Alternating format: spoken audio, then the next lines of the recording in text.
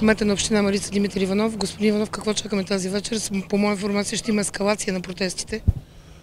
Тази вечер най-вероятно хората пак ще се съберат на протест, което да, имат право. Всеки има право да протестира, всеки има право да говори, тъй като живеем в свободна демократична държава. Съответно, само искам да заявя, че обещанията, които ги дадахме снощи пред протестиращи и пред жителите. За срутването на незаконните ромски къщи говорите.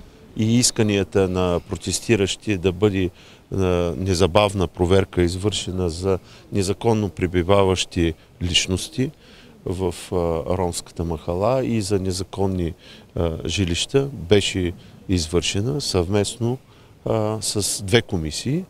Едната комисия беше съставена от Ние засякохме заместник-кмета ви.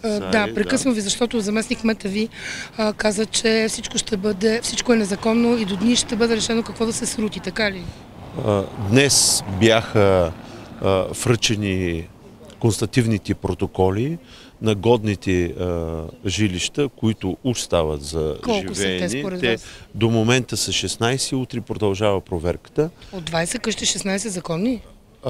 Незаконни.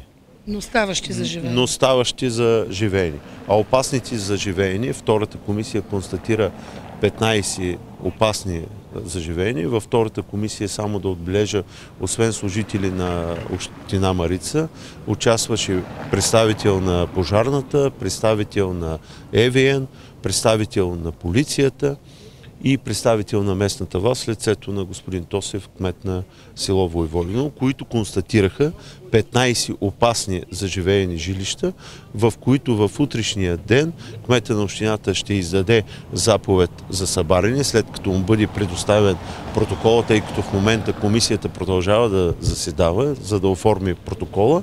В утрешния ден ще бъде издадена заповед за събаряне и предстои съответно събаряне на тези опасни сгради. Питам ви като човек, не като кмет, вие лично как реагирате на това, което се случи в едно от вашите села?